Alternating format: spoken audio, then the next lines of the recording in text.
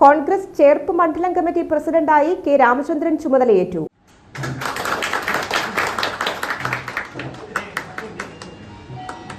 K കൊച്ചു മുഹമ്മദ് അധ്യക്ഷത വഹിച്ചു. ആ കാലഘട്ടത്തിൽ തന്നെയാണ് ഞാൻ ശ്രീ കെ അശോകനുമായി ബന്ധപ്പെടുന്നത്. എൻ്റെ തെരഞ്ഞെടുപ്പിൽ വളരെ സജീവമായി പ്രവർത്തിച്ചവരാണ് ഇവരൊക്കെ തന്നെ. മണ്ഡല കോൺഗ്രസ് കമ്മിറ്റിയുടെ പ്രസിഡന്റായ കാലഘട്ടത്തിൽ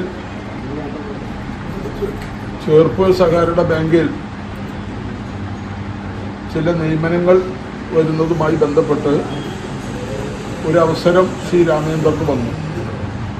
അപ്പം രാമേന്ദ്രൻ എന്നെ വിളിച്ച് ചോദിച്ചു, ഞാനത് അന്ന് ബോർഡിൽ മെമ്പറായി ഞാനത് ഏൽക്കണം ജോലിയെ സംബന്ധിച്ചിടത്തോളം. ഞാൻ പറഞ്ഞു വലിയൊരു അവസരമാണ്.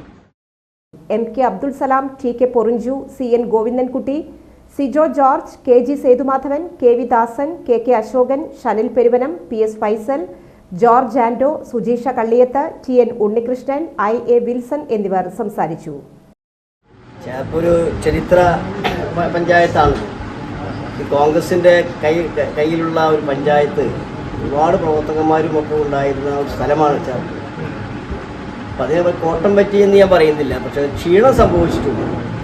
അത് നികത്താൻ പുതിയ മണ്ഡലം കമ്മിറ്റിയും അതിൻ്റെ ഭാരവാഹികളും ബാക്കിയുള്ള പ്രവർത്തകന്മാരും ഇവിടെയുള്ള നേതാക്കന്മാരും ഒക്കെ ശ്രമിച്ച് നമുക്ക് ആദ്യമായി പഞ്ചായത്ത് നിലനിർത്തിക്കൊണ്ടുപോകണം എന്നുള്ളതാണ് ആത്മീയമായി നിങ്ങൾ അഭ്യർത്ഥിക്കാനുള്ളത്.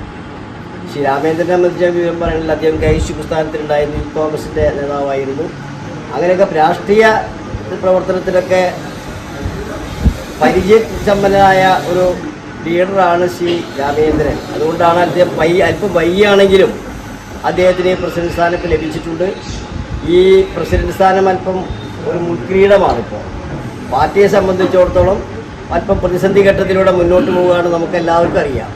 അപ്പോൾ മണ്ഡലം കോൺഗ്രസ് കമ്മിറ്റിയുടെ പ്രസിഡന്റ് ചാർജ് എടുത്താൽ എല്ലാം അദ്ദേഹത്തിൻ്റെ ചുമലിൽ കൊണ്ടുവയ്ക്കുന്ന സമീപനം ശരിയല്ല.